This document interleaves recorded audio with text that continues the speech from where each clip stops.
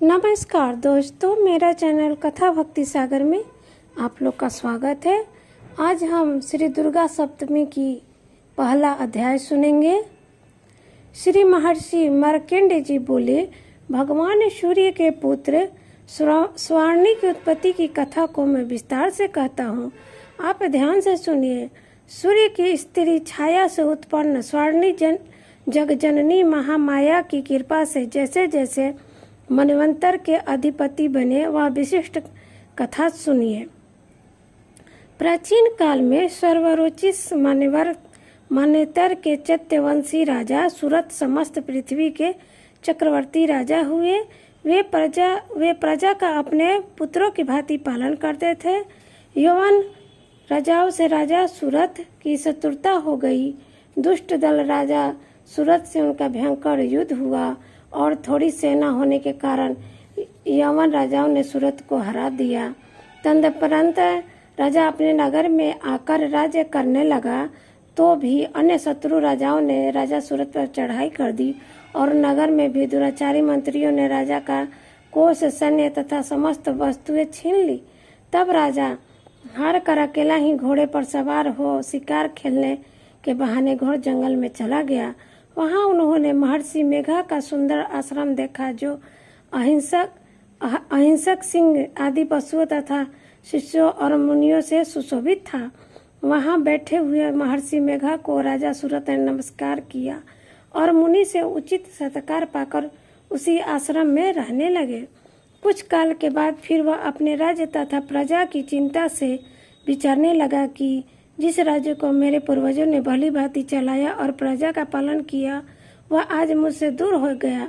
वे दुष्ट मंत्री राज्य का पालन धर्म नीति के अनुसार करते होंगे या नहीं। मेरा मुख्य हाथी भी दुश्मनों के वश में हो जाने से क्या क्या कष्ट भुगता होगा। जो आज्ञाकारी नौकर नित्य प्रसन्नता से धन और भोजन प्राप्त करते थे, अब उन दुष्ट राजाओं के आश्रम में रहकर कष्ट पाते होंगे। मंत्री राज्य के धन को कुमार्ग में व्यर्थ की अव्यय करते होंगे। जो धन मेरे पूर्वजों ने बड़े कष्ट से संग्रह किया था, सो नष्ट होगा। इस प्रकार वह राजा राज्य की सभी बातों की चिंता करने लगा। कुछ समय पश्चात एक दिन आश्रम के समीप एक वेश्या को आते देखा, तो राजा ने उससे पूछा कि अरे भाई, तुम कौन हो, यहाँ क्यों आए हो? तुम्हारा मलिन मुख शोक युक्त क्यों दिखाई दिया है? इस प्रकार राजा का सूरत की बातों को सुनकर उस समाधि नाम के वेश्या ने राजा सूरत से कहा कि हे राजन, मैं समाधि नाम का एक वेश्य हूँ। मेरा जन्म धनवान कुल में हुआ था है। मेरे दुष्ट स्त्री और पुरुष आदि ने मुझे धन के लोभ से घर निकाल दिया और मेरा धन छीन लिया। मैं धन स्त्री पुत्र से रहित हूँ। अब अकेला दुखी होकर इस वन में आया हूँ। मुझे अपनी स्त्री एवं बंधुओं का कुछ पता नहीं। मैं यहाँ रहने के कारण अपनी स्त्री पुत्र तथा राजस्व की परिस्थिति को नहीं जानता कि वह इस समय अपने स्थान पर सुखी है या दुखी। मैं यह भी नहीं जानता कि मेरे पुत्र सदाचारी है या व्यभिचारी। राजा बोले, जिस स्त्री पुत्रादि ने तेरे धन संपत्ति को छीन लिया है, फिर उसी के स्नेह में तेरा मन क्यों जाता है? विश्व बोला, आपने मेरे विषय में तो बातें करके कहीं वास्तव में सत्य है, परंतु मैं क्या करूं? चित्त में कठोरता उत्पन्न नहीं होती। जिस पुत्रादि ने धन के लोभ में आकर मुझे घर से निकाल दिया, मेरा चित्त फिर भी उसी के असक्त होता है। मैं क्या करूं? इन स्वराज्यों की निर्मोही होने पर भी मेरे मन में उनके प्रति प्रेम है। मार्कंडेय ऋषि बोले, हे दिव्य श्रेष्ठ। तत्पश्चात राजा सूरत और समाधि वेश्या दोनों मिलकर मेघा मुनि के समीप जाकर प्रणाम करने बैठ गए। मेघा ऋषि से कथा प्रसंग कहने लगे। राजा बोले, हे भगवान, मैं आपसे एक बात पूछना चाहता हूँ, आप कृपा करके बताइए। हे महाराज, मेरे मन वंश में नहीं है, इससे मुझे दुख है। गए हुए राज्य तथा अन्य सभी स्त्री पुत्र वधाओं की ममता मुझे अभी तक बनी हुई है। हे मुनिश्रेष्ठ, यह जानते हुए भी मेरा स्नेह उनसे अज्ञातिक की भांति विशेष बढ़ता जाता है और इस समाधि वेश्या को इसके स्त्री पुत्रादि ने त्याग कर दिया तथा इस घर से बाहर निकाल दिया। यह भी उसमें अत्यंत आसक्त है। इसी तरह हम दोनों बहुत दुखी हैं।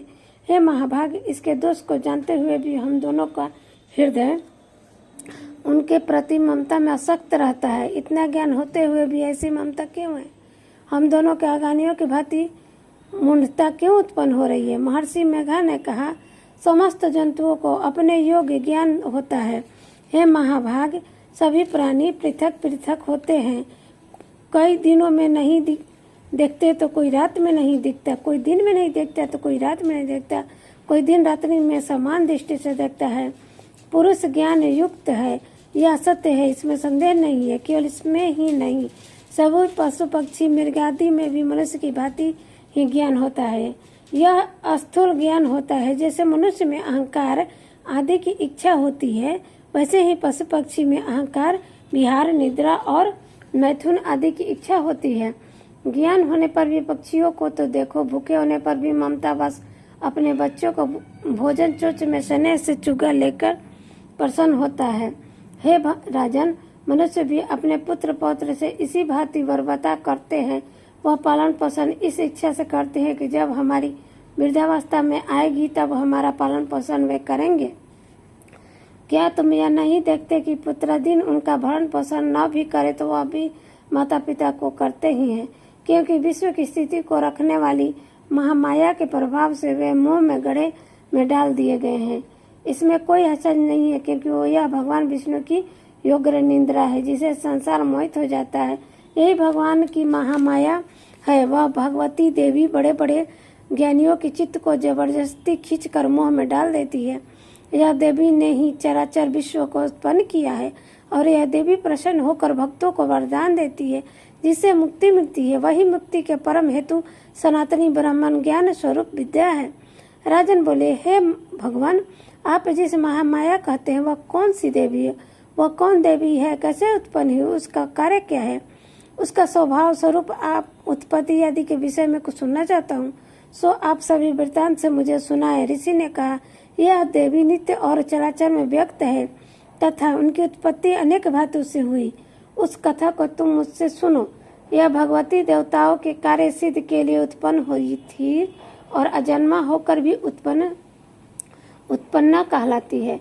जब भगवान विष्णु संपूर्ण विश्व को त्याग अनन के जल में जल के योग निद्री में सैया पर शयन कर रहे थे, उस समय विख्यात मधु और कैटव नाम के दो घोर असुर भगवान विष्णु के कान की मैल से पैदा होकर ब्रह्मा जी को मारने के लिए तैयार हुए। ब्रह्मा जी विष्णु भगवान की नाभि कमल पर स्थित थे। उन दोनों भयंकर असुरों को मारने को आते देख और भगवान विष्णु को सोता हुआ देख ब्रह्मा जी योग निद्रा से प्रसन्नता पूर्वक एकाग्र से स्तुति करने लगे, जिससे कि भगवान विष्णु के नेत्रों से भगवती योग माया अपना प्रभाव हटा ले और भगवान जाग पड़े। वह योग माया विश्वेश्वरी जगतमा स्थिति एवं संकार करने वाली भगवान विष्णु की अतिल तेज वाली निद्रा स्वरूप अनुपमा शक्ति है।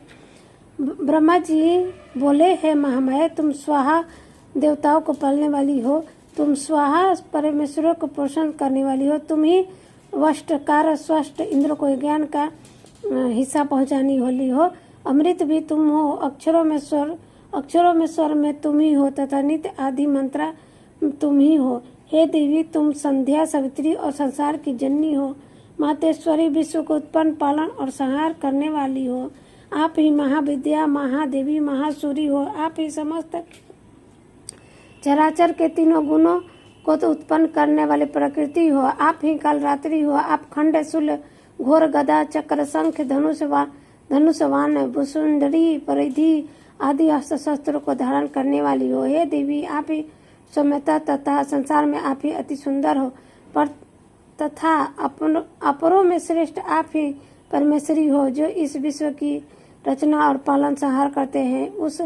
उन भगवान विष्णु को आपने अपनी निद्रा के वश में कर लिया है। फिर भला बताइए कि कौन उनकी प्रार्थना करने में समर्थ होगा, जबकि आपने भगवान विष्णु ईसाई तथा मुझसे यह शरीर ग्रहण कर लिया है। आप तो अपने प्रभाव से स्वयं प्रकाशित हो। मधु और कर्तव्य नाम के इन महादुष्टों को आप मोहित कर लीजिए और विश्वपति भगवान विष्णु को जगाइए। इन दोनों महासुरों का संहार करने के लिए भगवान को बुद्धि दीजिए।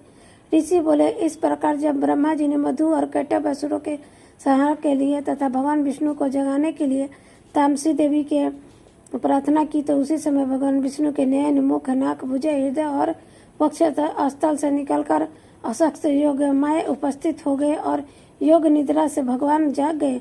तदुपरांत भगवान विष्णु ने उस पराक्रमी वीर्यवान मधु और कैटभ असुरों को देखा। उसकी ब्रह्मा जी को खाने के लिए आंखें लाल हो रही थी। तब भगवान विष्णु ने शोर से सनैया से उठकर उन असुरों से 5000 वर्ष तक वायु युद्ध किया और अति बलशाली महा उन्मत्त दोनों असुरों को महामाया ने मोहित कर रखा था। अतः दुष्टों ने भगवान से कहा कि आप हमसे वरदान मांगे। भगवान ने कहा, यदि तुम मुझ पर प्रसन्न हो तो मेरे हाथों तुम्हारी मृत्यु होगी। मैं तो केवल यही वर चाहता हूँ। ऋषि ने कहा, इस भांति जब भगवान ने उनसे यह वरदान ले लिया तो वे भगवान से कहने लगे कि हे सर्वस्त्र जल ही जल दिखाई देता है, इसलिए हे भगवान हमारा वध उस स्थान पर कीजिए जिस स्थान पर पानी न हो।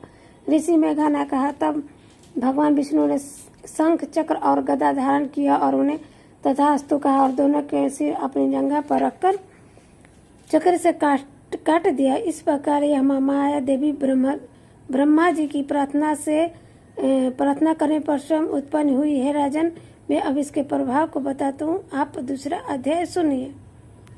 इस तरह से महाचारणी का प्रथम दिन होता है।